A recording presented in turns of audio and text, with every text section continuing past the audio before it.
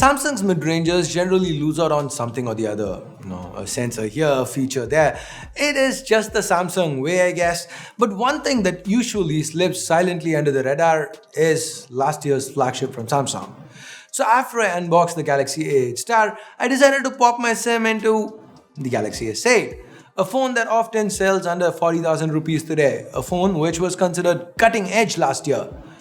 So, how does it fare today, right now, in 2018? Well, let's find out in today's video. Now, before we do, who's this phone for? It's for the viewer who is looking into buying a Samsung mid-ranger, who's a little bit more biased towards Samsung. If you are looking to buy a OnePlus 6 or a G7, there isn't much for you in this video. I mean, there are some things that this might do better, but overall, with the 845, those phones might be better. But if you are interested to see what Samsung offers, watch on. Now, if this is your first time here, or in case you've got some sensors missing like Samsung's mid-rangers and can't remember, my name's Ash, you're watching C4E Tech. As always, card to the giveaway, links in the description below, and while you're down there, hit that bell icon, become part of C4E fam. Let's get started.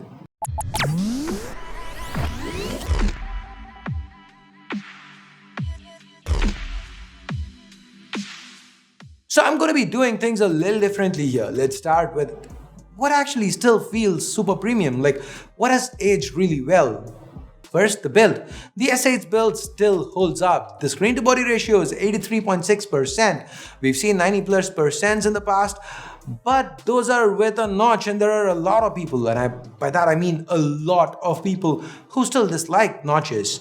The Infinity display here is awesome. It's Super AMOLED, 5.8 inches, 18.5 by 9 Quad HD plus resolution. This is an excellent panel that curves, that flows to the sides.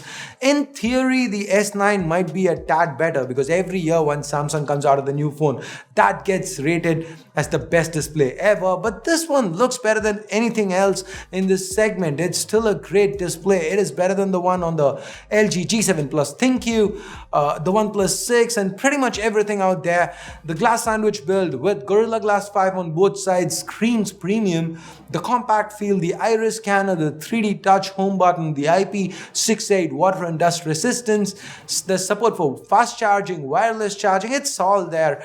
Hell, S8 even has the Bixby. Okay. Let's not go there. I mean, guys, jokes apart, from a build, display, and design standpoint, the S8 outdoes pretty much everything else in the segment, especially if you hate notches. Next, let's talk specs. We've got the Exynos 8895 chip powering this.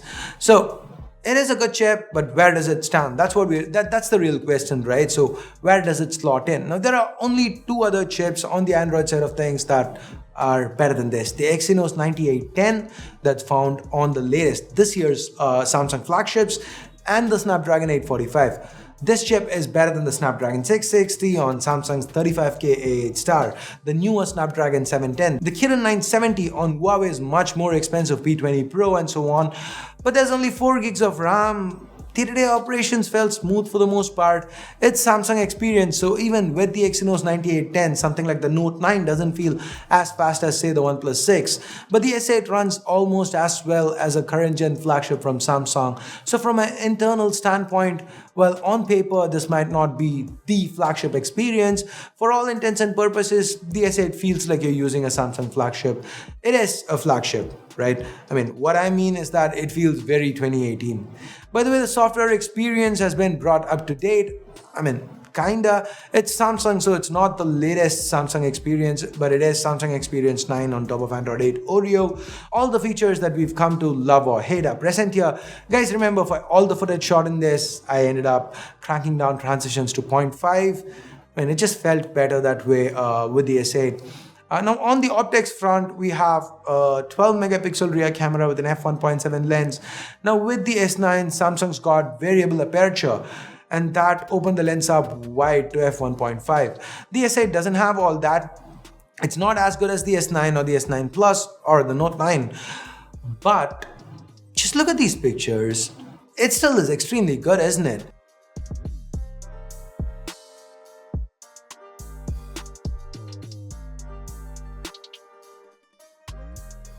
It's got dual pixel autofocus, so a burst shot like this turned out so damn good. Just look at this sequence. I took 100 pictures in total. If you want to check out the autofocus, here's a zoomed in shot. And look at the dynamic range on this one. It all holds up.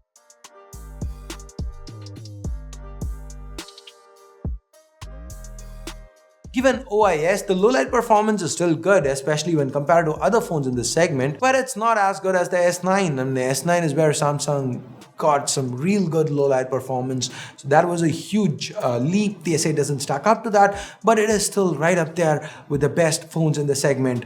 So low light, definite plus. The portrait mode, or rather selective focus, it's okay-ish. There are definitely better implementations out there, even on phones cheaper. So this is something that the S8 is not really doing well. As for video, the S8 bounces right back. Remember, there is support for manual video. There's a 4K 30 FPS option available, no 4K 60 FPS or fancy super slow-mo options, but the experience is still quite good. The S8 does very well.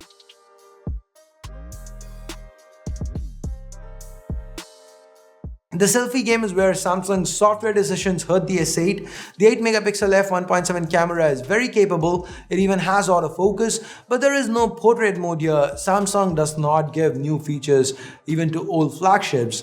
When mid-range phones from Samsung can have this portrait option, why shouldn't the S8?